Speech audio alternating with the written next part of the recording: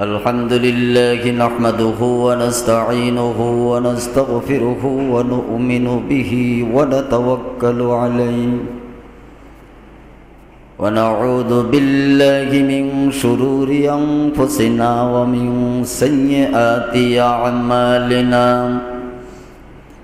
من يهده الله فلا مضل له ومن يضلل فلا هادي له ونشهد أن لا إله إلا الله وحده لا شريك له ونشهد أن سيدنا وسندنا وحبيبنا ومولانا محمدا عبده ورسوله الذي أرسله بالحق بشيرا ونذيرا وداعيا إلى الله بإذنه وسراجا وقمرا منيرا فقد قال الله تبارك وتعالى في كلامه المجيد وفي الفرقانه الحميد أعوذ بالله من الشيطان الرجيم بسم الله الرحمن الرحيم إنما يخشى الله من عباده العلماء وقال رسول الله صلى الله عليه وسلم العلماء ورثة الأنبياء بسم الله الرحمن الرحيم ولا تهنوا ولا تحزنوا وأنتم الأعلون إن كنتم مؤمنين وقال الله تعالى في شان حبيبه مخبرا وآمرا إن الله وملائكته يصلون على النبي يا أيها الذين آمنوا صلوا عليه وسلموا تسليما اللهم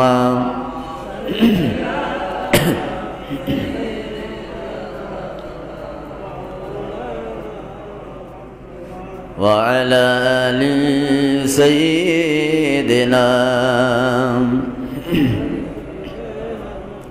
محبت الزبان سري اللهم صل على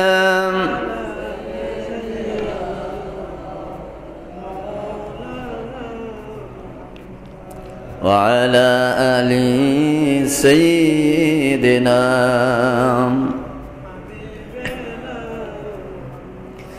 আল্লাহর রাসূলকে যখন সৃষ্টি করে বন্ধু বন্ধুকে দেখে মায়ার নজরে আল্লাহর রাসূলকে যখন সৃষ্টি করে বন্ধু বন্ধুকে দেখে মায়ার নজরে সেই নবীজির ওসিলায় সব সৃষ্টি হয়েছে নবীজি আমায় পাগল করেছে সেই নবীজির ওসিলায় সব সৃষ্টি হয়েছে নবীজি আমায় পাগল করেছে আল্লাহুম্মা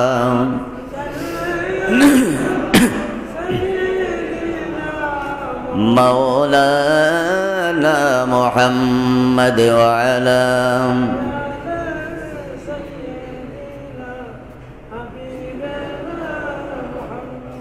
আমার নবী হলেন নূরের রবি সুবহানাল্লাহ বলেন আমার নবী হলেন নূরের নবী উম্মতের আমল তিনি দেখেন ছবি সেই নবীজির দেখার আমার সাদ জেগেছে নবীজি আমায় পাগল করেছে আল্লাহুম্মা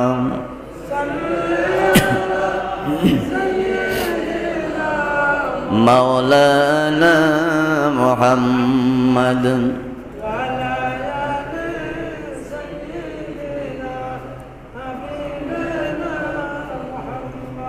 অন্ধকার যুগে নবী এসেছে নবী এসে আলো এনেছে মারহাবা বলেন অন্ধকার যুগে নবী এসেছে অন্ধকার দূর করে আলো এনেছে এসো সবাই মিলে আলোর পথে নবীজি আমায় পাগল করেছে আল্লাহর রসুলকে যখন সৃষ্টি করে বন্ধু বন্ধুকে দেখে মায়ার নজরে সেই নবীজির ওসিলায় সব সৃষ্টি হয়েছে নবীজি আমায় পাগল করেছে আল্লাহুম্মা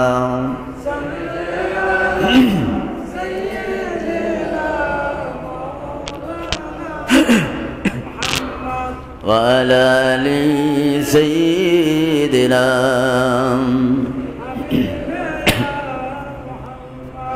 শুকরিয়া রব্বুল আলামিনের আলিশান দরবারে আল্লাহ পাক রব্বুল ইজ্জাতুল জালাল 2024 সালের বাংলা স্বাধীন হওয়ার পরে দ্বিতীয় জুম্মাবারে জাফর আউলিয়া রহমাতুল্লাহ আলাইহি জায় মসজিদে এসে নামাজ পড়া তৌফিক যে আল্লাহ দান করলেন ওই আল্লাহ পাকের দরবারে লাখ কোটি শুকরিয়া জ্ঞাপন করি সবাই বলে আলহামদুলিল্লাহ আর জোরে বলি আলহামদুলিল্লাহ দুরুদ ও সালাম মানবতার মুক্তির কান্ডারি আখিরি জামানার পয়গম্বর নবী মুহাম্মদুর রাসূলুল্লাহ সবাই বলি সাল্লাল্লাহু আলাইহি ওয়াসাল্লাম সম্মানিত ভাইরা আমার আল্লাহ রাব্বুল আলামিনের দরবারে লাখ কোটি শুকরিয়া বাংলাদেশ থেকে পালিয়ে যাওয়ার পর ভারতে বসে আরেকটা ষড়যন্ত্র চাল চেলেছিল ঠিক কিনা ধরে বলেন যে 15ই আগস্ট কাঙ্গালি ভোজ পালন করার মধ্য দিয়ে ঢাকা শহর সহ তাম বাংলাদেশে আরেকটা অরাজকতা সৃষ্টি করবে ঠিক কিনা ধরে বলেন কিন্তু আল্লাহ বলেছেন আমাকারু আমাকারাল্লাহ আল্লাহু খায়রুল মাকিরিন দুনিয়ার মানুষ ষড়যন্ত্র তোমরা করো কিন্তু সমস্ত ষড়যন্ত্রের জাল ছিন্ন করার জন্য আমি আল্লাহ বসে আছি সুবহানাল্লাহ বলবেন না আমার চাইতে বড় কৌশলী আসমানের নিচে জমিনের উপরে দ্বিতীয়টার নাই ঠিক কিনা ধরে বলেন যারাই গিয়েছিল সব সেনাবাহিনীর হাতে আটক হয়ে গেছে আলহামদুলিল্লাহ বলে রুই আর কাতলা যদি ধরা পড়ে ছোট ছোট মাছ কি আর বাকি থাকবে কথা কর না কেন রুই আর কাতলা ধরা পড়ে গেছে বড় রাগব বোয়াল ধরা পড়ে গেছে দুটো ঠিক কিনা যে আইন পাশ করে বলতো তো সাইদি সাহেবের অমুক দিন ফাঁসি দিতে হবে যে আইন পাশ করে বলে দিত কার কয় বছর জেল হবে যে আইন পাশ করে বলে দিত কার কয়দিন কারাগারে রাখতে হবে কবে ছাড়তে হবে সে রাগব বোয়াল ধরা ঠিক কিনা ধরে বলেন কথা কর না কেন আমি বলেছি গতকালকে যে আইনের মাধ্যমে কি মারার দরকার নাই এটা মেরে লাভ নাই ফাঁসিতে ঝুলাই মেরে দিয়ে লাভ নাই ওর দ্বারা আইন পাশ করায় নিতে হবে তুই যা যা করেছিস যত মানুষের তুই নিজে আইন করে জুলুম করেছিস নির্যাতন করে গুম করে খুন করে ফাঁসি দিয়ে মেরেছিস এখন তুই বলবি কার কতদিন সাজা দিতে হবে কাকে ফাঁসি দিতে হবে তুই এখন আইন পাশ করে দে তোর আইনের মধ্য দিয়া তোর দলের সমস্ত নাস্তিক মুরতাদ বেঈমানদেরকে একে একে সাজা দেওয়া হবে ঠিক কিনা ধরে বলেন আইন ওর দ্বারা পাশ করে নিতে হবে ঠিক কিনা ধরে বলেন কারণ ওই আইন পাশ করে বলেছিল অমুককে ফাঁসি দাও ওই আইন পাশ করে বলেছিল অমুক এতদিন জেল দাও ওই আইন পাশ করে বলেছিল গুম করো খুন করো অতএব তার কি মেরে ফেলানো যাবে তার দ্বারা আইন পাশ করে নিতে হবে তুমি যেমন আইন পাশ করেছিলে এখন তুমি আইন পাশ করো কার কয়দিন জেল দেবো কাকে ফাঁসি দেবো কাকে গুম করবো কাকে আইনা ঘরে রাখবো তুমি বলো ঠিক কিনা ধরে বলো মেরে দিলেই তো কাম সারা আমাকে মারার দরকার নেই কথা কর না কে মারা যাবে ভাইয়েরা আমার কান লাগান আল্লাহ বলেন ওয়ালা তাহিনু ওয়ালা তাহজানু ওয়া আনতুমুল আ'লাউনা ইন কুনতুম মুমিনিন আল্লাহ বলেন তোমরা যদি মুমিন হও, ইমানদার হও, আর ময়দানে যদি একেবারে টিকে থাকতে পারো, তাহলে আমার বিজয় সুনিশ্চিত তোমাদের পরে আসবে। ঠিক কিনা ধরে বলেন? আমরা আলেমরা পারি নাই। বিরোধী 14 দল বাদ দিয়ে যত দল বাংলার জমিনে ছিল কেউ পারি নাই, কিন্তু একদল মুমিন যুবককে আল্লাহ পাক ময়দানে লাবাই দিয়া তামাম বাংলাদেশটাকে 2024 সালে স্বাধীন করে আল্লাহ পাক দেখাই দিয়েছেন। সুবহানাল্লাহ। এইরকম যুবকের দল, একদল মুমিন, একদল আবাবিল, এখনো পর্যন্ত মাঝে তারা ময়দানে কাজ করতে। ঠিক কিনা ধরে বলেন? কোন অরাজকতা দেখলেই সেখানে একেবারে পাখির মতন, আবাবিলের মতন ঝাঁপিয়ে পড়তেছে। ঠিক কিনা ধরে বলেন? তাদের কথা বাংলাদেশের টেকনাফ থেকে তেতুলিয়া পর্যন্ত, গ্রাম থেকে সংসদ ভবন পর্যন্ত একটা দুর্নীতিবাজ বাংলার আনাচে কানাচে পালিয়ে থাকার সুযোগ বৈষম্য বিরোধী ছাত্র আন্দোলনের নেতারা দিবে না। ঠিক কিনা ধরে বলেন? আর আমরাও যদি সহযোগিতা করি, প্রত্যেকটা দুর্নীতিবাজ, ধর্ষক, জিনাকারী, বাটপার, সুদখোর, ঘুষখোর সব ধরা পড়ে যাবে। ঠিক কিনা ধরে বলেন? ভাইরা আমার, কান লাগান, কথা না বললে নয়। এতদিন বলতে পারি নাই বুক ফুলায়া কথা। আলেমদের জবানগুলো সব মুষ্টিবদ্ধ করে রেখেছিল এই নাস্তিকবাদী স্বৈরাচারেরা। ঠিক কিনা ধরে বল? কিন্তু জবান তো দিয়েছিল আল্লাহ। আল্লাহ বলেছিল আল্লামাহুল বায়ান। ও দুনিয়ার মানুষ, দুনিয়াতে কথা বলার যোগ্যতা আমি আল্লাহ দিছি। আমার জবান দ্বারা শুধু বলবে আমার কথা। আমি আল্লাহ পাক দুনিয়াতে আমার বক্তব্য দেওয়ার জন্য তোমার জবান দিয়েছিলাম। আর আলেম ওলামারা, কোরআন হাদিসের মুফতি মুহাদ্দিস যারা, মেম্বারের খতিব যারা, ইমাম মুয়াজ্জিন যারা কথা বলার জন্য আল্লাহর পক্ষে বলেছে, স্বৈরাচারেরা 17 বছর ধরে আলেমদের জবান বন্ধ করে রেখেছিল। কিন্তু আল্লাহ পাক এক ঝাঁক আবাবিল ময়দানে লাবাই দিয়া আলেমদেরকে মুক্ত মঞ্চে কোরআনের কথা বলার মতন পরিবেশ আল্লাহ সৃষ্টি করে দিয়েছেন। ঠিক না ধরে বলেন? আমি শুধুমাত্র সাইদি সাহেব নিয়ে একটা ইসলামী সঙ্গীত গাইছিলাম। আমাদের হাদরাকারী ফুটবল ময়দান থেকে আমার কাছ থেকে মাইক কেড়ে নিয়ে পুলিশ প্রশাসনের এসআই আমাকে ঘাট ধরে নামাই নিয়ে সেখানে গালি দিয়েছিল। আমার মনে আছে,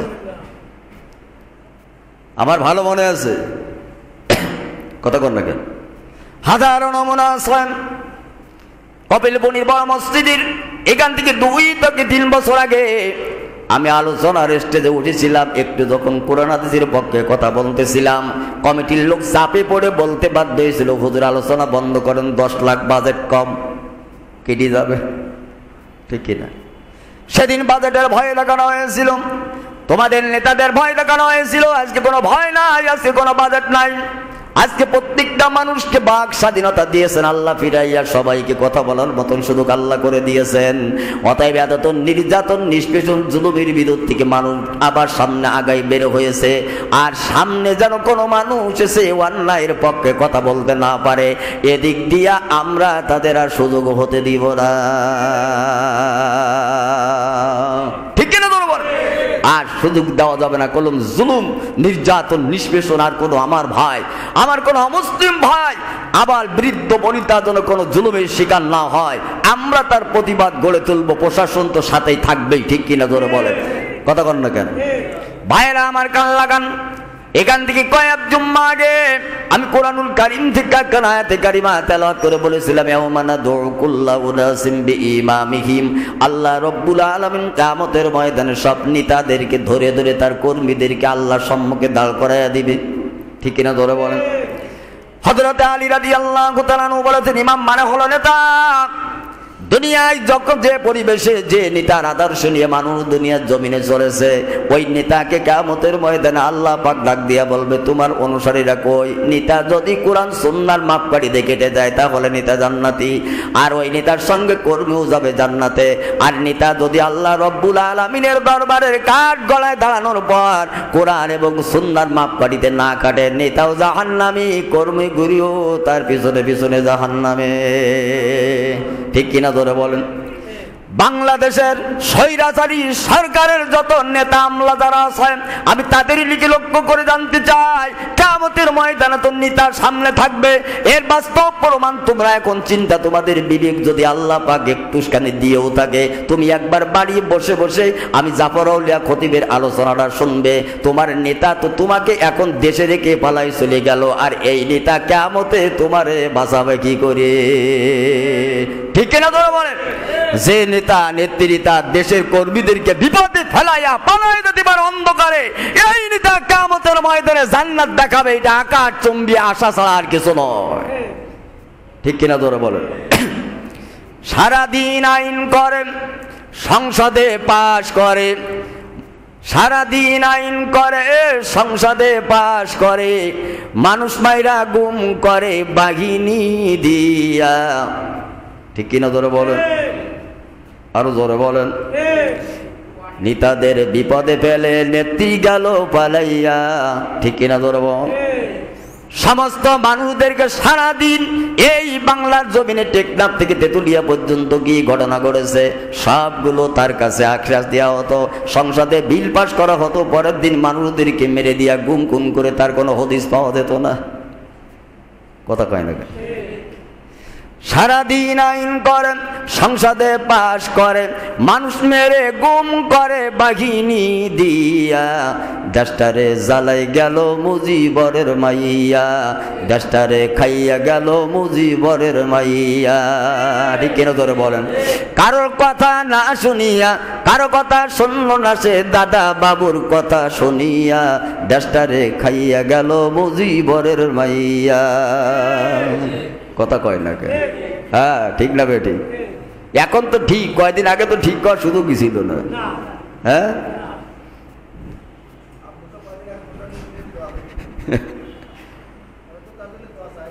প্রধানমন্ত্রীর জন্য দোয়া আমি চাইনি, আমার বলিল চাইতি, বরঞ্চ দেশে যারা অরাজকতা সৃষ্টি করে শহীদ যারা হলো তাদের জন্য দোয়া চাইলাম, তাও এমপি বসা। হ্যাঁ, সুবহানাল্লাহ বলবেন না? ভাইরা আমার কান লাগান, দেশের মানুষ কিছু বললে, দেশের মানুষ যদি তার সম্মুখে কিছু বলেছে তার তোয়াক্কা করে নাই, মুখ ফুলাইয়া অন্যদিকে মুখটা ঘুরাই নিয়েছে, শুধুমাত্র কথা শুনেছে একমাত্র তার দলের মানুষ যারা তাদের, কিন্তু অন্য ভালো মানুষের কথা তার কানের ভিতরে যায় নাই। ঠিক কিনা ধরো বলো? একটু কান লাগান। হযরত মুসা আলাইহিস সালাতু ওয়াস সালাম আল্লাহ রাব্বুল আলামিনের দরবারে প্রতিদিন তুর পর্বতে যে মুসা নবী আল্লাহর কাছে দোয়া করতেন, আল্লাহ ফিরাউনের কবল থেকে তুমি কবে আমাকে বাঁচাই দিবা? আল্লাহ বলতো, মুসা কালকে তোমার বিজয় হবে, বাড়ি ফিরে যাও। সুবহানাল্লাহ। মুসা নবী পরের দিন আবার আল্লাহ রাব্বুল আলামিনের দরবারে তুর পর্বতে খাজুর গাছের গোড়ায় দাঁড়াইয়া আল্লাহর সঙ্গে প্রতিদিন 1000 বলে কথা বলতেন। সুবহানাল্লাহ বলেন। কয় হাজার কথা বলতেন? 1000 বাক্য আলাপ আল্লাহর সঙ্গে করতেন। আল্লাহ কালকে বললে আমার বিজয় হবে, হলো না, বুঝলাম না। আল্লাহ বলল, মুসা কালকে হবে, বাড়ি যাও, কালকে হবে। মুসা আলাইহিস সালাতু ওয়াস সালাম এইভাবে একে একে কয়েক বছর পর্যন্ত আল্লাহর সঙ্গে কথা বললেন। আল্লাহ ডাক দিয়া বলল, মুসা তুমি যেমন আমার বান্দা, ফিরাউনও আমার বান্দা। আমি আল্লাহ চাই না একেবারে জ্বালাই পোড়াইয়া দুনিয়ার জমিন থেকে শেষ করে দিতে। আমি আল্লাহ পাক সৈরাচার যারা আছে তাদেরকে একটু বাড়াইয়া বাড়াইয়া মারতে চাই। মুসা বলল, আল্লাহ কারণ কি? আল্লাহ ডাক দিয়া বলে, কিয়ামতে যাতে আমার কাছে কিছু চাওয়ার সুযোগ না ভাই। ঠিক কিনা ধরো? আমি আল্লাহর কাছে তার পাওনা যাতে না থাকে, সুযোগটা আমি দুনিয়াতে দেয়, একটু ধৈর্য ধরো। সুবহানাল্লাহ বলেন। ধৈর্য ধরো। আল্লামা দেলোয়ার হোসেন সাইদী 50 বছর কোরআনের তাফসীর যিনি করেছেন, তিনিও বারবার বলেছিলেন, ধৈর্য ধরো, মার খাও, জীবন দাও, ফাঁসির কাস্টে জীবনটা দিয়ে দাও। এমন একটা দিন সময় আসবে আল্লাহ রব্বুল আলামিন এমন ভাবে তার ষড়যন্ত্রের চালটা বাংলাদেশের টেকনাফ থেকে তেতুলিয়া পর্যন্ত বিরাজ করবে, একটা নেতাও তার পিছনে পালানোর সুযোগ পাবে না। শেখ হাসিনা পালায় যাবে, কিন্তু তামাম দুনিয়াতে পালানোর জন্য একটা গর্ত তলাশ করে পাবে না। সাইদি সাহেবের সেই বক্তব্য এখন হাড়ে হাড়ে কেড়ে যাচ্ছে। ঠিক কিনা জোরে বলেন? কথা কন না কেন? ভারত দাদা বাবু জায়গা দিয়েছে, দাদা বাবু এখন বড় টেনশনে আছে। ঠিক কিনা জোরে বলেন? দাদা বাবু চাপে আছে, নিজে তো এক স্বৈরাচার, আর এক স্বৈরাচারের জায়গা দিয়ে নিজেও বিপদে আছে। না জানি 2024-এর ভিতরে আমার ক্ষমতাও যায় কিনা। কথা কন না কেন? ব্রিটেনের কাছে সাহায্য চাওয়া হলো, আমার একটু জায়গা দিবা। ব্রিটেন বলল, কোনো স্বৈরাচারের জায়গা আমার দেশে হবে না। যুক্তরাষ্ট্রকে বলা হল আসা তো দূরই কথা, তোর পাসপোর্টই যা ভিসা ছিল সব বাতিল। কথা কয় না কেন? কোথাও জায়গা নেই, আছে? এখন দাদার কাছে আছে, আপাতত কিছুদিন থাক নাকি। হ্যাঁ, দাদার কাছে বসেও বাংলাদেশের মানুষের জন্য ষড়যন্ত্র করে। বাংলাদেশ এক নেতারে ফোন দিয়ে করতে যে তোমরা একেবারে মাঠে ময়দানে থেকো। নেতা করছে আপা আপনি যদি দুর্বল হয়ে যান তাহলে তো আমরা দুর্বল হয়ে পড়ি। নেতার সাথে ডাইরেক্ট ফোন দিয়ে আলাপ হচ্ছে, বরগুনায় বাড়িতে, সেও ধরা খেয়েছে মনে হয় কালকে। যে আপা আপনি যদি দুর্বল হয়ে যান তাহলে আমরা তো দুর্বল হয়ে পড়বো। আমি দুর্বল না, বলে আপনি দুর্বল না হলে আমরা তো রেডি আছি। এখন রেডি হচ্ছে ডিম থেরাপি দেওয়ার জন্য সেনাবাহিনীর লোক আর পুলিশের লোক রেডি হচ্ছে, ঠিক কিনা ধরে বলে। আর কদিন পরে ডিম থেরাপি দেওয়া হবে, যা এতদিন দেশও এখন পাল্টানো হবে, ঠিক কিনা।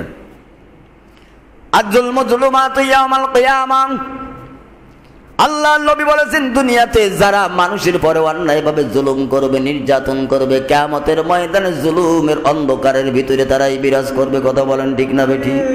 আজকে দুনিয়ার জমিনে তাকাই দেখেন রাসূলের হাদিসের সঙ্গে বাস্তব মিল হয়ে গেল। আজকে যারা 17 বছর ধরে জুলুম নির্যাতন করে আজকে যারা মানুষদেরকে দুনিয়ার জমিন থেকে বিদায় করে দেওয়ার এই যে ষড়যন্ত্র করেছিল, আয়না ঘর নামক মানুষ ওই ঘরের ভিতরে ঢুকাইয়া, এখনো পর্যন্ত কোনো স্ত্রী জানে না তার খোঁজ, এখনো কোনো সন্তান জানে না তার পিতার খোঁজ, এখনো বাবা জানে না তার সন্তান কোথায় আছে, অথচ তাদেরকে সাগরের ভিতরে নিয়া পলিথিন পেঁচাইয়া তাদেরকে মেরে দিয়া পেটটা ছিঁড়ে পেটের ভিতরে পাথরির বোঝাই দিয়া গোপনে সাগরে ছেড়ে দেওয়া হয়েছে। কিন্তু আজ পর্যন্ত তার হদিস বাংলার মানুষ জানে না, ঠিক কিনা ধরে বলেন। যে আয়না ঘর তুমি বানাইছিলে সেই আয়না ঘরে তোমার নেতারা, কথা কয় না, ডিবি হারুন ভালো ভালো মানুষদেরকে নিয়ে ডিবি অফিসের ভিতরে নিয়ে ডিম থেরাপি দিত, অনেক নির্যাতন করত, সে ডিবি হারুনও সেই জায়গায়। কথা কয় না। যে আইন মন্ত্রী পাশ করে দিয়ে মানুষকে কয় বছর জেল দিতে হবে, কবে কখন তার ফাঁসি দিতে হবে, কখন কয়দিন সে জেলখানায় থাকবে, কবে মেরে দিতে হবে, কাকে কিভাবে মারা হবে, যে আইন পাশ করেছিল আইন মন্ত্রীও সেই জায়গায়। কথা কয় এ জোরে কর না কেন? যে কাতলা মাছ সারা বাংলাদেশের সমস্ত ব্যবসায়িক প্রতিষ্ঠান থেকে লাখ লাখ কোটি কোটি টাকা লুটপাট করে খেয়েছে, আগে এক নামে সমস্ত ব্যবসায়ীরা দরবেশ বলি ডাকতো। কথা কয় না, কি ডাকতো? সে দরবেশ পালানোর সময় দরবেশের দাড়িও নাই, মোছও নাই, সাদা চুল কালো করে ফালাই যাইতেছিল। আল্লাহ কয় আমার ইমানদার মুসলমানেরা, তুই মনে করো যে দাড়ি কামাই ফেলবি, মোছ কামাই ফেলবি, চুল সাদা কালো করে ফালাই যাবি, ইমানদারের চোখ ফাঁকে দিতে পারবি না।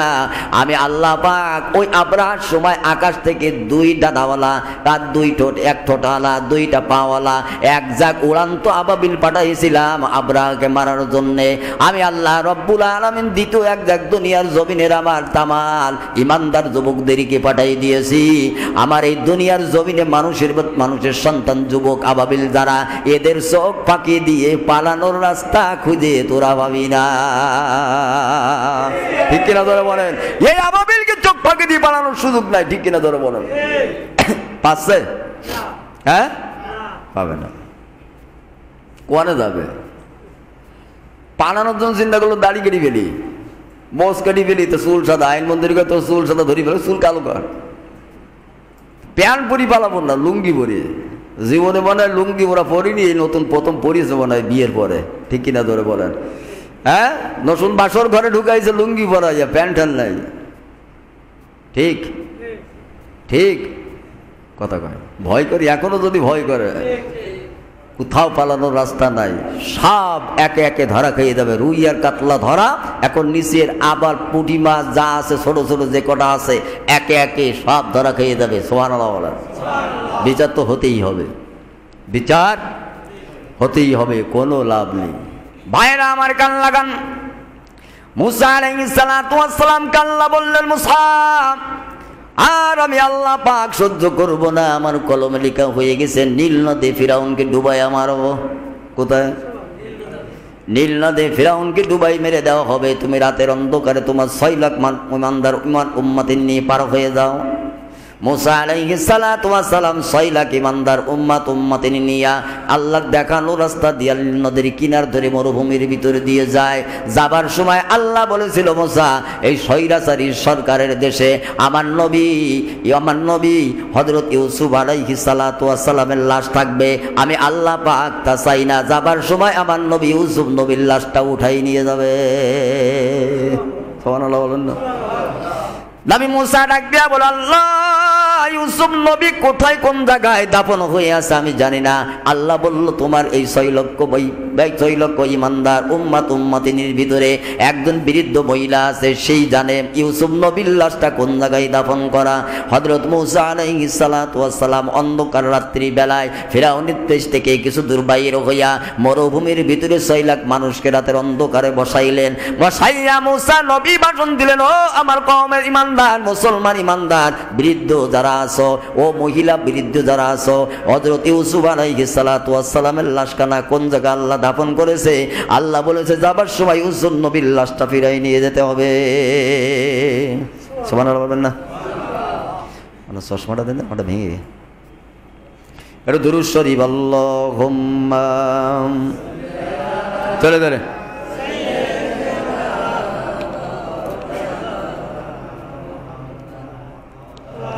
وعلى آله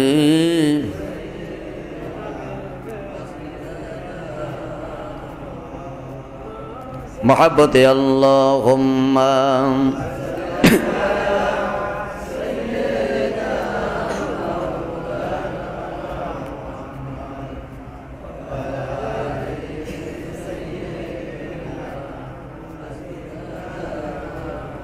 দয়ার নবী আপনার দরবারে আমরা গোলাম হাজির হইয়েছি। প্রাণের নবী আপনার দরবারে আমরা গোলাম হাজির হইয়েছি। দয়া করে দয়ার দ্বারে মিনতি করো জোরে, ভুল অপরাধ স্বীকার করেছি। দয়ার নবী প্যানের নবী গো, দয়ার নবী আপনার দরবারে আমরা গোলাম হাজির হইয়াছি। আল্লাহুম্মা কবে দিন কবে ওয়ালা আলি দিন কবে দিন করেছেন নাকি? আজকে আমার আজকে আচ্ছা ঠিক আছে। মহব্বতে দুরুদ আল্লাহুম্মা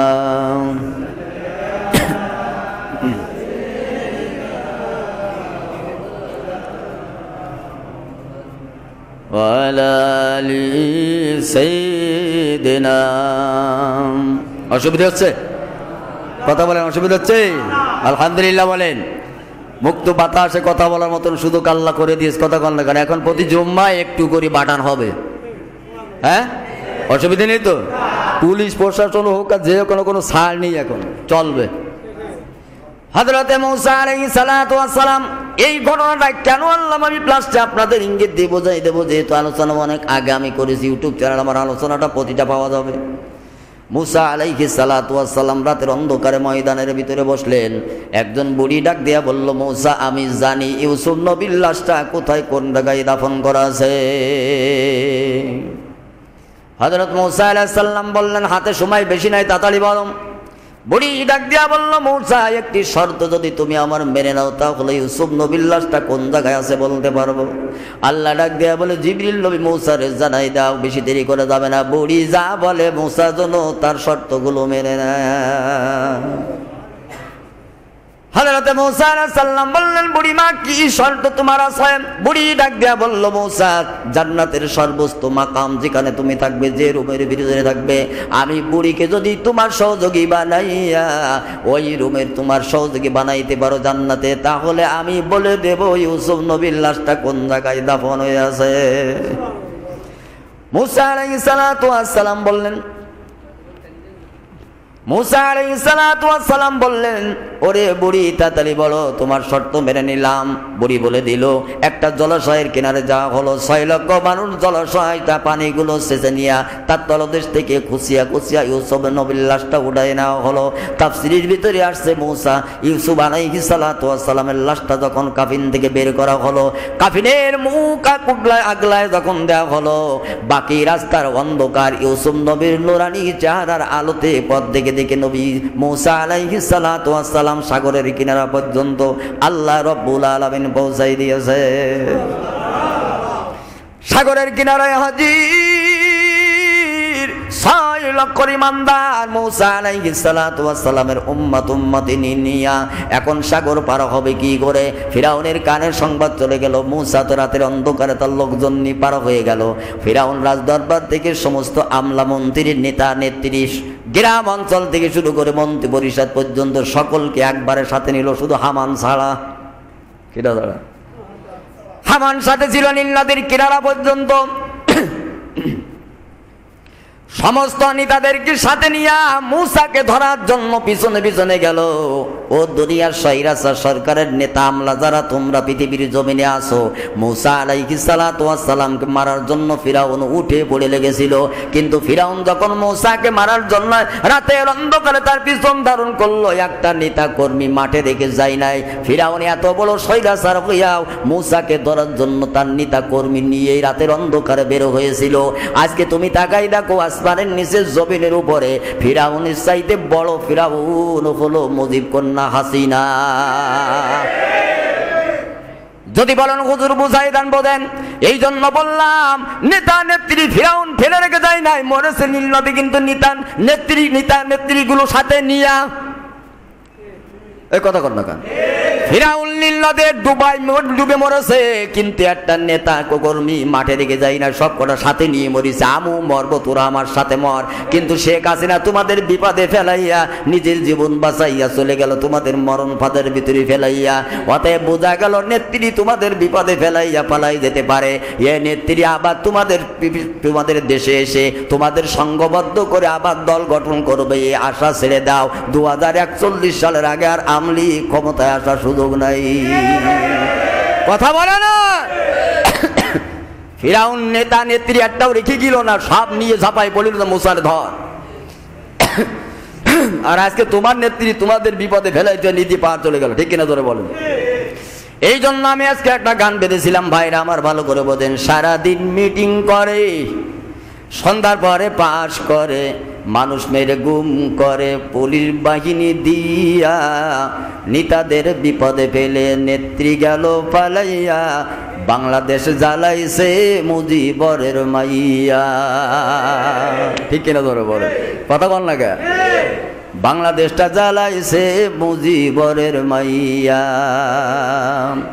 কারোর কথা না শোনে, কারোর কথা না শোনে, দাদা বাবুর কথা শুনিয়া, বাংলাদেশটা জ্বালাইছে মুজিবের মাইয়া। আর কত জ্বালাবে? ঠিক কিনা ধর? জ্বালাতে জ্বালাতে সীমানা শেষ। ঠিক কিনা ধর? কন দেশের মানুষের সাথে তর্ক করে, মোদির সাথে পাল্লা ধরে। দেশের মানুষের সাথে তর্ক করে, মোদির সাথে পাল্লা ধরে। দেশের মানুষ কইলে কথা গাল থাকতো ফুলাইয়া, দেশটারে জ্বালাইছে মুজিবরের মাইয়া, দেশটারে জ্বালাইছে মুজিবরের মাইয়া। নেতাদের বিপদে ফেলে, নেতাদের বিপদে ফেলে, নেত্রী গেছে পালাইয়া, দেশটারে জ্বালাইছে মুজিবরের মাইয়া। ঠিক কিনা ধরে? মেলে না? মেলে না? মেলে না? হ্যাঁ, আরো মেলবে। একটু কিছু হইলে পরে, একটু কিছু হইলে পরে, আলেমদের ধরে ধরে আয়না ঘরে পড়ে। কথা কন না? একটু কিছু হইলে পরে বন্দিরাকে আয়না ঘরে, একটু কিছু হইলে পরে বন্দিরাকে আয়না ঘরে। কত মানুষ মারল তারা টাকা পয়সা খাইয়া, দেশটারে জ্বালাইছে মুজিবরের মাইয়া। নেতাদের বিপদে ফেলে নেত্রী গেছে পালাইয়া, দেশটারে জ্বালাইছে মুজিবরের মাইয়া। ঠিক কিনা ধরে বলেন ভাইরা আমার?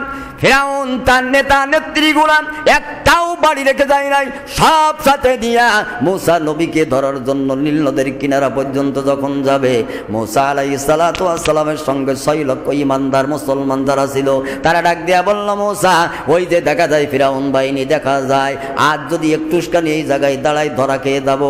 অতএব তোমার কথা না শুনিয়া যদি এই পর্যন্ত না আসতাম, যদি ঘরের ভিতরে বসেও থাকতাম, হয়তো বাপদাদার ভিটায় কবর রচনা হতো। এখন ফিরাউন যদি আমাদের ধরে ফেলে, আমাদের লাশগুলো সব সাগরের জলের ভিতরে বাসাই দেওয়া হবে, আঙ্গর কুমিরে আমাদের লাশগুলো সব খেয়ে ফেলবে। আমাদের এখন চিন্তা করো নীল নদ পার হবা কি করে? মুসা নবী আল্লাহর দরবারে তোলেন, আল্লাহ আমি আসতে চাই নাই, তুমি আমার ঘর থেকে বের করেছো 6 লক্ষ ইমানদার, আমার এই সমস্ত সাহাবী ইমানদার উম্মতিনি নিয়ে গো আল্লাহ, তোমার দেখানো রাস্তা দিয়া তোমার নবী ইউসুফ নবীর কাফিলা কাছে নিয়া এই পর্যন্ত পৌঁছাই গিয়েছে। আল্লাহ তুমি বলে দিয়েছো দুনিয়ার মানুষের যখন সর্বশেষ সুযোগ সীমানা যে পর্যন্ত শেষ হয়ে যায়, আল্লাহ সেখান থেকে তোমার রাস্তা তুমি খুলে দাও। রব্বুল আলামিন এই বিশাল সাগর পার হবো কি করে, তুমি রাস্তা বাতায় দাও। আল্লাহ ডাক দেয়া বলো, মুসা তোমার হাতে কি? আল্লাহ মুসা বলল, আল্লাহ লাঠি। আল্লাহ ডাক দেয়া বলল, মুসা এই লাঠির কাজ কি? কই জমিনে ফেললে হয় সাপ। আল্লাহ ডাক দেয়া বলল, মুসা ধরলে হয় কি? আল্লাহ ডাক মুসা বলল, আল্লাহ সাপ হওয়ার পরে ধরলে আবার লাঠি হয়। আল্লাহ ডাক দেয়া বলল, মুসা মুজিজার লাঠি দিয়েছি, লাঠি শুধু পানির ভিতরে স্পর্শ করবে, রাস্তা তৈরি হতে দেরি হবে না। সুবহানাল্লাহ বলেন।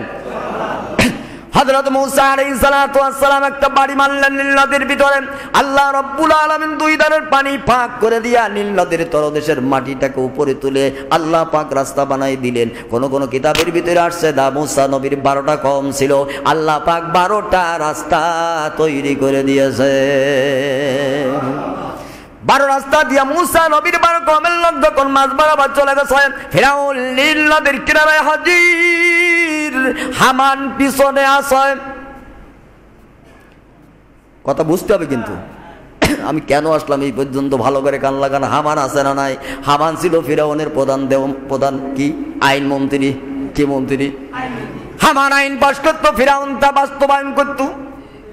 বাংলাদেশের বড় হামান হলো আইন মন্ত্রী হাসান, কেউ নাম কি? আইন মন্ত্রী হাসানুল হক ইনু। এ হলো দুনিয়া জমিনের দ্বিতীয় হামান। কথা কন না কেন? এ হলো দ্বিতীয় হামান। নেত্রী পার হয়ে গেছে, হামান আছে না গেছে? কথা কন না কেন? কথা কন। নেত্রী পার হয়ে পলাই চলে গেছে, হামান আছে না গেছে? এতদিন পলাই ছিল, এখন ধরা খাইয়ে ডিম থেরাপির অপেক্ষায়। কথা কন। ডিম থেরাপির অপেক্ষায় রেডি। ভালো করে বোঝেন। মুসা আলাইহিস সালাতু ওয়াস সালাম মাঝ বরাবর চলে গেল হামান সহ। ফিরাউন এসে যখন নীল নদের কিনারায় দাঁড়িয়ে গেল, ফিরাউনকে হামান ডাক দেয়া বলল, ওরে খোদা পার হবো কি করে? রাস্তাকার। ফিরাউন ডাক দেয়া বলল, হামান তুমি বোঝো না রাস্তাকার, রাস্তা আমার। কথা কয়। হামান তো জানে এই রাস্তায় ঢুকলে আমার জীবন বাতিল হয়ে যাবে। হামান জানে না? কই এরা তো খোদাগিরি আমি শিখাইছি, এ তো সেদিনকার বালক। হামান মনে মনে ভাবে, ফিরাউন তুমি আমি কি বুঝি না, তোরে খোদা তো আমি বানাইছি, অতএব তোর রাস্তায় তুই যাবে, আমি পিছন থেকে ব্যাকে মারবো। কথা কয় না? হলেও তাই নেত্রী পালাই চলে গেল, আইন মন্ত্রী ব্যাকে মেরেছে, পার হয়ে নাই ওর সাথে। ঠিক কিনা ধরে বলেন? এখন সবাই যারা ধরা গেছে বলতেছে আমরা করিনি, ওইটি করি সব। বোঝেন না? সাইদি সাহেব এই কথাটাই বলেছিল, দুনিয়ার নেতার দল শোনো, ওরে শেখ হাসিনা আজকে যাদের দ্বারা জুলুম নির্যাতন আলেম উলামাদের মেরে মেরে ফাঁসির কাষ্ট বানায়া দুনিয়ার ভালো মানুষদেরকে তুমি জেল জুলুম নির্যাতন দিয়া আজকে বাপ হারা করতেছো, সন্তান হারা করো, স্বামী হারা করো, বোন হারা করতেছো, যে মানুষগুলাদেরকে যে সমস্ত নেতার আদেশ নিষেধ মেরে একদিন এমন সময় আসবে এই নেতারা তোমার পিছনে একটাও থাকবে না, তোমার সব ফেলাই দিয়া বিপদে ফেলেইরা সব পাশ কাটাই চলে যাবে। আর তুমি এমন ভাবে দেশ পেতে পাড়াই চলে যাবে, এই দেশের ভিতরে পলানোর একটা ইন্দুরের গর্ত খুঁজে পাবে না। সাইদি সাহেবের সেই কথা অক্ষরে অক্ষর আজকে পালন হয়ে গেল। সব নেতারা এখন বলতেছে যা করি শেখ হাসিনা আমাকে বলিল তাই করিলা। কথা কই না কেন? এখন চিন্তা করে দেখো, দাদার কাছে বসি সাইদি সাহেবের নাম তুই 24 ঘন্টা জপ কর, অন্তত বেশি ফিরিসির কতক্ষণ না 24 ঘন্টা সাইদির নাম জিকির কর। এই জন্য করবি, সাইদি যা বলেছিল যদি সাইদি সাহেবের এই কথাগুলো আগে শুনতে সেই বিপদে পড়া লাগতো না। কতক্ষণ না কেন আমার ভাইরা কেন বলতেছি শোনেন। হযরতে মুসা আলাইহিস সালাম মাঝ বরাবর ছিল। হামান বলে খোদা তা যাও, তোমার রাস্তায় তুমি যাও। ফিরাউন এবার চিন্তা করতেছে আমি গেলেও তো মরবো, তা আমি একা মরবো কেন, আমার আমলা মন্ত্রী পরিষদ নিতে আছে, যা সব এক কটা একবারে মরি, ঠিক কিনা। সব মানুষ নিয়ে যখন নীল নদের মাঝ বরাবর চলে গেছে, মুসা আলাইহিস সালামের বহরের সর্বশেষ মানুষটা যখন ওপারের কিনারায় উঠে গেল, আল্লাহ ডাক দিয়া বলো পানি রাস্তাটার প্রয়োজন, কথা কয় না, একটু জোরে কর, রাস্তাটার প্রয়োজন নাই। আল্লাহ বলে পানি রাস্তা লাগবে না, যে জন্য দরকার ছিল সব আমলা মন্ত্রী পরিষদের লোক সব তোর ভিতরে আছে, একটা ডলা দে। কি দে? ওর একটা ডলা দে। এমন ডলা দেশে সব শেষ। ফিরাউনের শুধু মাথা ধরে সুবাই আর উঠাই জিবরাইল। ফিরাউন কয় সুবুস কেন, এতদিন সুবব না, এতদিন যা করেছি একবারে মরি গেলি তো শেষ হয়ে যাবে। এই জন্যে ফিরাউনের মাথা ধরে পানির তলে সুবাই আর উঠায়, ঠিক কিনা ধরে বলো, শুধু সুবাই আর উঠায়। ভাইরা আমার সাপ মারা গেল, কিন্তু বুদ্ধিমান ছিল হামান, কথা কয় না, কথা বলে না। পৃথিবীর কোন ইতিহাসের ভিতরে নাই হামান নীল নদের পানিতে ডুবি মরিছি, কেউ ইতিহাস দিতে পারবে না। হামান সাপ যখন নীল নদের পানির ভিতরে ফিরাউনের রাস্তার ভিতরে লাভে, হামান পাশ কাটায় কাটায় সবার পিছনে কিনারায় থেকে গিয়েছে। টেকু মাথার বুদ্ধি তো কম না। আর দেখবেন যতগুলো বুদ্ধিজীবী বাংলাদেশে আছে, একটারও মাথায় সাদে মাল নেই, সব বাম পারবে। হ্যাঁ, হামানের মাথায় বুদ্ধি কম ছিল না, মাথায় টাকলা মানুষের বুদ্ধি বেশি হয়। তবে ইগি বুদ্ধি হলো সব শয়তানি বুদ্ধি, ভালো বুদ্ধি কি মাথায় একটাও নেই। হযরত মুসা আলাইহিস সালাম এই পারে যাওয়ার পর নিজের কওমদেরকে বললেন, শোনো ফিরাউন নীল নদের ভিতরে ডুবে মারা গিয়েছে। লোকজন বলল আমরা বিশ্বাস করি না, তার কারণে এতদিন যে নির্যাতন ভোগ করেছি বিশ্বাস তো না হবারই কথা, ঠিক কিনা ধরে বলেন। তার কারণ এই 350 বছর ধরে ফিরাউন যে নির্যাতন নিষ্পেষণ এলাকার মানুষের উপরে চালাইছে, এতে তো মানুষের বিশ্বাস হওয়ার কথা না।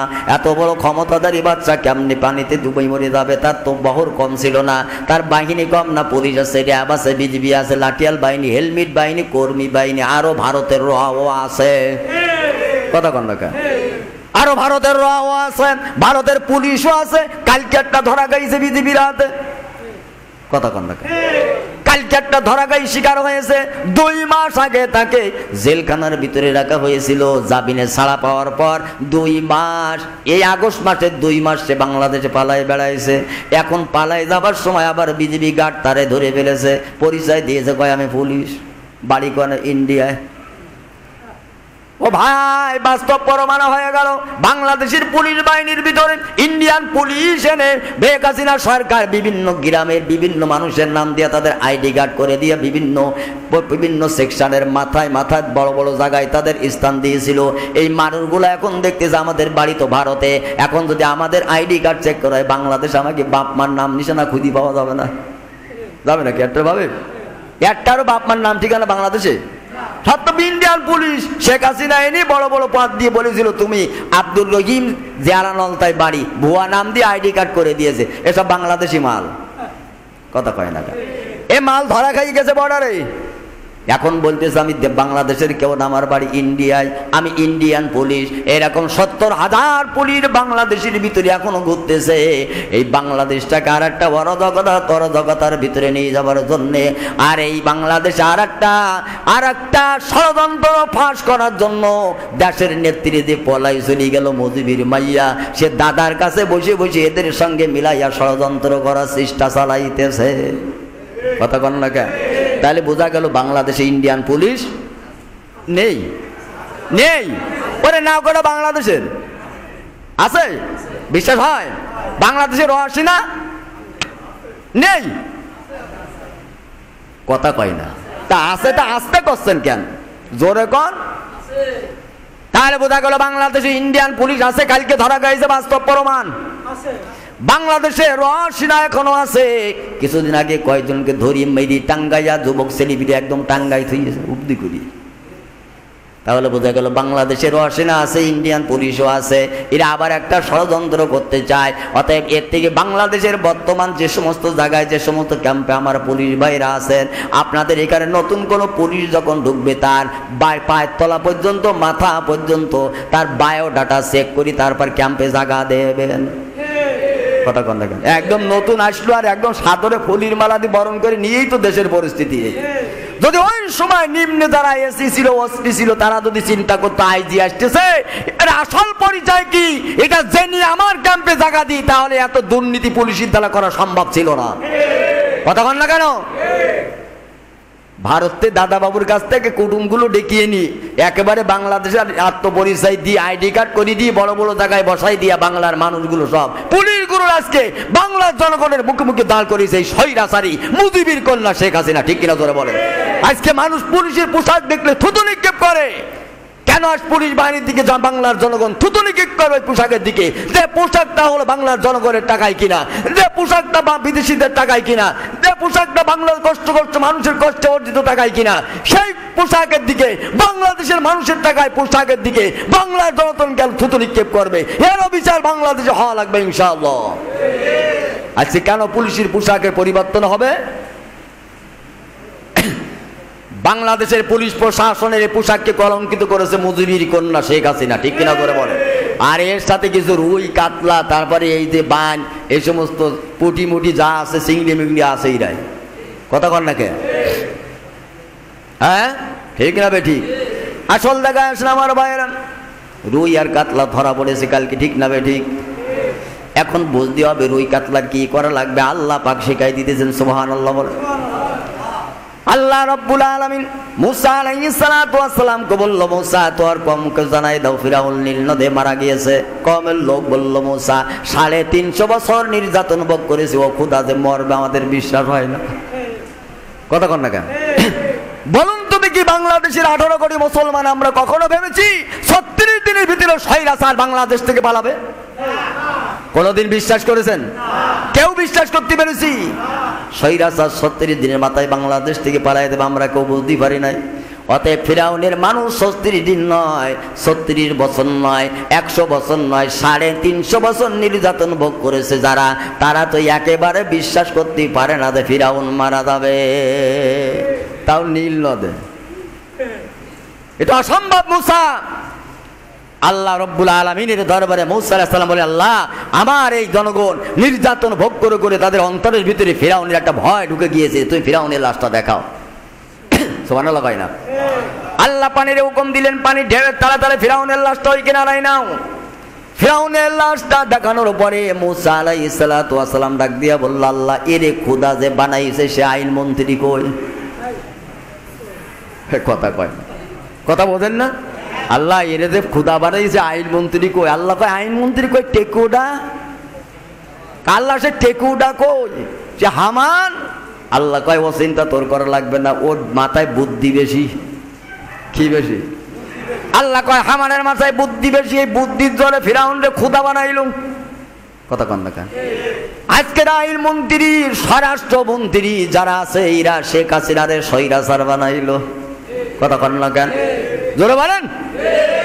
দেশের কোন প্রধানমন্ত্রী চাই না অত তাড়াতাড়ি দেশের মানুষের গায়ে গুলি করে করে মেরে দিবে। এই চেয়ারে যারা বসে এদেরকে স্বৈরাচার বানায়। এইরকম টেকো হামান মানকার কিন্তু মন্ত্রী পরিষদের লোক। মুসা নবী বলে, আল্লাহ যে ফিরাউনকে খোদার আসনে দাঁড় করাইছে তোমার বিরুদ্ধে, আসমানের নিচে জমিনের উপরে খোদা বানাইছে যে হামান কয় টেকো। আল্লাহ কয় টেকো মাথার বুদ্ধি বেশি, ইগে সাপ নীলনদে ফেলাইয়া টেকো ব্যাকে মারিয়েছে। কথা কয় না? টেকো ব্যাকে মারিয়েছে। মুসা নবী বলে, আল্লাহ টেকো ব্যাকে মারলে হবে না, ও যদি বেশি থাকে বারবার ফিরাউন বানাবে। কথা কন না? আল্লাহ দরবারে মুসা বলে, আল্লাহ ওইটাকে হামান যদি বেঁচে থাকে আবার তোমার বিরুদ্ধে ফিরাউন দুনিয়ার জমিনে দাঁড় করাবে। আল্লাহ ডাক দেয়া বলো মুসা তার হবে না, ওর আমি দুটো চোখ কানা করে দিছি, ওরে মেরি ফেললিতে একবারে শেষ হয়ে যাবে। ও 350 বছর মানুষকে যেভাবে জ্বালাইছে যন্ত্রণা ভোগ করবে কি করে, এই জন্য একবারে মারবো না। আমি আল্লাহ দুটো চোখ কানা করাইয়া হাতে একটা লাঠি দিয়া বাম হাতে একটা ফুটো প্লেট দিয়া ওর তামাম মানুষের দ্বারে ভিক্ষার ঝুলি হাতে দিয়ে দিয়েছি। মুসা কয় আল্লাহ কামটা কি হইল? তুমি ও চোখ কানা করে হাতে লাঠি দিয়ে বাম হাতে থালা দিয়ে সারা মানুষের দ্বারে দ্বারে ঘুরুচ্ছাও। কয় মুসা তুই বুঝবি না, যার দ্বারে যাবে দুটো জুতোর বাড়ি আর দুটা লাঠি দিয়ে ঘাট ধাক্কা দিয়ে বের করে দেবে। ও যতদিন বাঁচতে মানুষের লাঠি জুতো গাতা খাইয়ে এই কায়দায় মারবে, তাহলে ও 350 বছর মানুষকে যে কায়দায় জ্বালাইছে তার জ্বালা ঝাল বসবে। ঠিক কিনা ধরে বলে? আমিও দেশের ডক্টর ইউনূসকে বলতে চাই, আইনমন্ত্রী ফাঁসি দিয়ে মারা যাবে না, এই রুই কাতলাগুলো ফাঁসি দিয়ে মারা যাবে না, এদের চোখ কানা করে দিয়ে হাতে লাঠি দিয়া ফুটো তাল হাতে ধরাই দিয়া রাস্তায় ছেড়ে দাও আর বলে দাও 17 বছর ধরে খাইছি, এখন তো ঘরের ভিতরে বসে বসে খাইছি, এখন রাস্তায় লাবি দেখে শুনে খাই বেড়া, এখন রাস্তায় লাবি দেখে শুনে খাই বেড়া। কথা কন না কেন? এতদিন মানুষের ঘাড়ে বন্দুক দিয়া লুটে পুটে খেয়েছো, একদম রাজপ্রসাদে বসে চোখ কানা করে হাতে লাঠি দিয়া ফুটো তাল হাতে ধরাইয়া রাস্তায় বের করে দাও। তামাম বাংলাদেশের টেকনাফ থেকে দেকুরিয়া পর্যন্ত রাস্তা দেখি দেখি খেয়ে বেড়া। এর মেরি দিয়ে লাভ আছে? হামানের আল্লাহ যে শাস্তি দিয়েছিল, এই আইনমন্ত্রী আমলা বড় বড় নেতাদেরকে এইরকম শাস্তি যদি বাংলাদেশে দেওয়া হয়, এর পরবর্তী একটা স্বৈরাচার জায়গায় যদি কেউ আসতে চায়, এদের নমুনা দেখি কেউ আর দুর্নীতি করার সুযোগ খুঁজে পাবে না। কথা ঠিক? এই জন্য আমি বারবার বলেছি এটাও মারা যাবে না। গ্রাম অঞ্চল থেকে শুরু করে সংসদ পর্যন্ত যেটা বেশি দাদাগিরি দেখাইছে ধরবেন, চোখ কানা করে হাতে লাঠি দিয়ে ফুটো ধাল ধরা দিয়ে কবেন এখন তুই দেখি শুনি খেয়ে বেড়া। এদের এখন এই সাজা দিতে হবে, মারা যাবে না। মারবে তো দেখ গ্রামের যে দরজায় দিয়ে কবে আমার 2 টাকা দে, ওই মহিলা মারবে ঝাঁটার বাড়ি, তা তো উঠুন যায় দিয়া ঝাঁটা, যেটা গইলি ছিল ওই দিদি। কথা কন না? এটা গইলি ছিল ওই দিয়ে ঝাঁটার বাড়ি খাতি খাতি ওর জীবন নাশ হয়ে যাবে। ওর ফাঁসি দিয়ে মেরে লাভ নাই। ওর যদি আপনি আইন দিয়ে ফাঁসি তো 20 বছর জেলখানে মস্তি মেরে খাবে আর ভুড়ি মোটা করবে। কথা কন না? যে ভুড়ি সুদ খাই খাইলো মোটা করিল সেই ভুড়ি। কথা কন হবে? সুদ খাইলে নামাজ হবে না, ও মন বোঝো না, সুদ খাইলে নামাজ হবে না। ঠিক? তাহলে ওরে ফাঁসি আইনের আওনা আইন 20 বছর জেল দিলে তো ভালো মন্দ খাবে। ঠিক কিনা ধরে বলে? ও ভালো মন্দ খাবি, তুই রাস্তায় দেখি শুনি খেয়ে বেড়া। হ্যাঁ, রাস্তায় দেখি শুনি খা, ফাঁসি দিয়ে মেরি লাভ নাই। আমার আইনে যা বলে, আল্লাহ হামানরা যা করেছিল এই সমস্ত টেকো হামানকে ওই করতে হবে। 2 জায়গায় দেখি মাথায় টাক কেলাইয়ে চুল আবার নতুন করি কথা তুই তো পারে। ঠিক কিনা? দেশের মানুষের পরে যে নির্যাতন নিষ্পেষণ চালাইছো, আবারও তোমরা চিন্তা করতেছো কাঙ্গাল ভোজ করবা, ইয়ে সাহস আসে কর? হ্যাঁ, দেশের মানুষ সব কাঙ্গাল বানায় ফেলিয়েছে। 17 বছর দেশের টেকনাফ থেকে তেতুলিয়া পর্যন্ত একটা মানুষ আর ভালো নেই, সব কাঙ্গাল। আচ্ছা, কাঙ্গালের কাছে টাকা নিয়ে কাঙ্গালি ভোজ করা যায়? হ্যাঁ, কি এখনো শুভবুদ্ধি উদয় হয়নি? 2000 এবার আমি বললাম আগামীকাল 2টো পর্যন্ত যদি তোরা থাকিস তা নিস বাজারের টাকা, 2টোর পরে যদি না থাকিস বাজারে যে দোকানে যাবি তোর হাত কেটে নেবো। খেতের বলি বাজারে বললাম তোর হাত কেটে নেবো। তবে টাইম কাল বেলা 2টো পর্যন্ত, আগের তে লিস্ট টিস্ট করিস নি, কোনো দোকানে এই লিস্ট জমা দিস নি। কারণ কিছু না যা ঘটে তার কিছু নমুনা নেবো আবার পাওয়া যায়। ঠিক কিনা? তার কারণ স্বরাষ্ট্রমন্ত্রীর কাছে পুলিশ, মেট্রোপলিটনের পুলিশ একটা যুবকের ছেলে নিয়ে ধরে বলতে, দেখেন স্যার গুলি করি একটা মরে একটা, আবার সামনে এসে দাঁড়ায় 10টা। এই দুশ্চিন্তায় বড় বিপদে আছে। এ ফাঁস হইস না? কথা কন না কেন? স্বরাষ্ট্রমন্ত্রী দেখাচ্ছে পুলিশ, একজন পুলিশ, স্যার গুলি করেছি একটা মরিছে একটা, কিন্তু আবার সামনে এসে দাঁড়ায় 10টা।